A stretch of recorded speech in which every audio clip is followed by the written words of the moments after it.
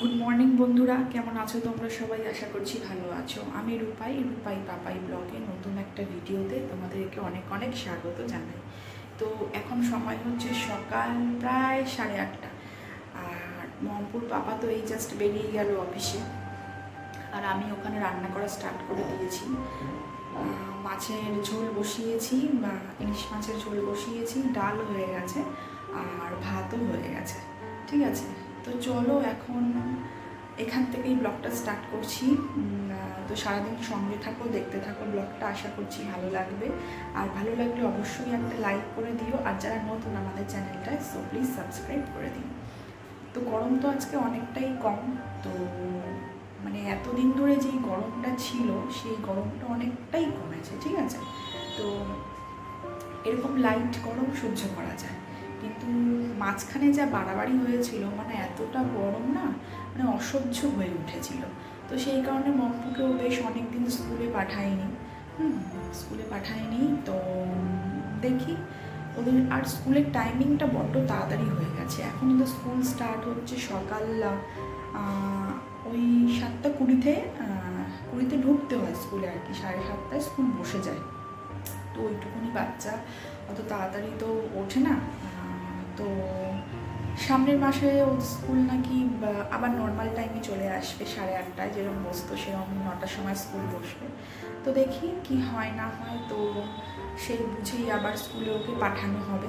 তো চলো সঙ্গে থাকো, দেখতে থাকো ব্লগটা, আশা করছি ভালো লাগবে।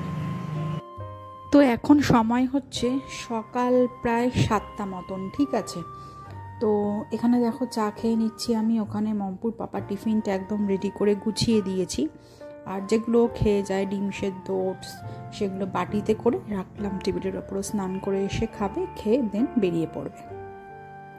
আর এখানে দেখো রান্না করা স্টার্ট করে দিয়েছি। করছি হচ্ছে ইলিশ মাছের ঝোল, আর করছি হচ্ছে ওখানে পটল ভাজা, আর ভাত আর ডাল না আমার আগেই হয়ে গেছে। ঠিক আছে, তো এই দেখো মাছগুলো এখানে ভাজছিলাম।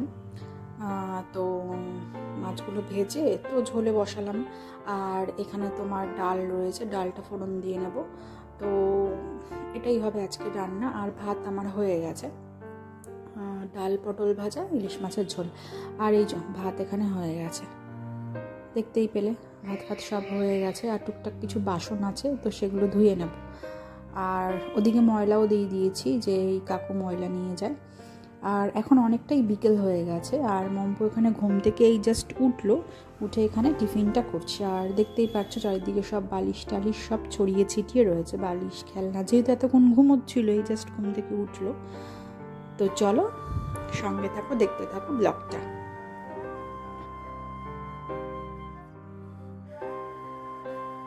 তো এখন সময় হচ্ছে 6:30, দেখতেই পেলে। এই যে মম্পু এখন টিফিন করছে, ঘুম থেকে তো উঠে পড়েছে অনেকক্ষণ। তো উঠে আমার সঙ্গে ছাদে গেল, সেখানে গিয়ে জামা কাপড় নিয়ে আসলাম, একটু খেলাধুলা করলো। তো ঘরে টিভি দেখছে অনেকক্ষণ বসে বসে। ঠিক আছে, তো এখন টিভি দেখুক, আর সন্ধ্যের টিফিনটা করে নিই। তো দেখি একটু চাউমিন করবো দেখছি আর কি ভাবছি, কারণ অনেকদিন বাড়িতে চাউমিন করা হয় না। তো দেখি ওকে আগে খাইয়ে টাইয়ে নিয়ে তারপর একটু চাউমিন করবো। তো চলো সঙ্গে থাকো, দেখতে থাকো ব্লগটা, আশা করছি ভালো লাগবে। তো আগের দিন একটা লাইভ দেখেছিলাম সোমনাথ আর মন্দিরার। ঠিক আছে, তো সেখানে সোমনাথ এসে অনেক রকম কথাবার্তাই বলেছে ওই ঘোড়ামুখীর সম্পর্কে। ঠিক আছে, তো ঘোড়ামুখী বললাম কারণ তোমরা সবাই ওকে ওই নামেই চেনো, যেহেতু ওর মুখের এই পোর্শনটা একদম পুরো ঘোড়ার। ঠিক আছে, তো ঠিক করেছে, একদম ওকে উপযুক্ত একটা জবাব দিয়েছে। ঠিক আছে, তো দেখো যেটা মন্দিরা করেছিল, ভুল করেছিল। ঠিক আছে, তো ও যার সঙ্গে থাকবে বা থাকছে সোমনাথ। ঠিক আছে, তো সোমনাথ যেকালে সবটা মেনেই নিয়েছে, তো এরপর তো আর অন্য কোনো কথা ওঠে না, বা অন্য কোনো কথা হয়ও না। ঠিক আছে, তো এরপর সেই ঘোড়ামুখীর কি দরকার ছিল এই সমস্ত করার, বা এই সমস্ত বলার কোনো মানেই হয় না, কোনো প্রশ্নই ওঠে না। ঠিক আছে, তো এই সমস্ত করে না, মানে ওর যে দেখো কন্ট্রোভার্সি ক্রিয়েটার এরকম অনেকেই আছে। ঠিক আছে, কিন্তু ওর মতো মানে এত জঘন্য আমার মনে হয় আমি দেখিনি এখনও, ঠিক আছে। তো ও যেগুলো করেছে এই কল রেকর্ডিং, আগেকার সমস্ত কল রেকর্ডিং, ওগুলো ওইসব নিয়ে কথাবার্তা বলা, কিংবা ওই সমস্ত কল রেকর্ডিং নতুন করে পেশ করা, নতুন করে তুলে ধরা, তো এইসব করে একদমই ঠিক করেনি, যেটা আমার মনে হয়। তো এটা করা কখনোই উচিত না, ঠিক আছে। তো ওকে উপযুক্ত জবাব দিয়েছে সোমনাথ এবং মন্দিরা। তো আমি বলছি একদম ঠিক করেছে, ঠিক আছে। তো অনেকেই বলছে সোমনাথ আর মন্দিরা এইসব ঠিক করেনি। তো যারা ওরা ঘোড়ামুখীকে সাপোর্ট করছে, ঘোড়ামুখী একটা বাজে কাজ করে যাচ্ছে আর ওরা সেটাকে সাপোর্ট করছে। দেখ, ভুল কাজ যখন যে করে তাকে সবাই একটু হলেও, হ্যাঁ একটু হলেও না, যাদের সঠিক চিন্তা ভাবনা, তো তারা ভুল কাজটাকে কখনোই সাপোর্ট করে না, ঠিক আছে। দেখো, মন্দিরে এখন বর্তমানে ঠিক আছে, সঠিকভাবে চলছে।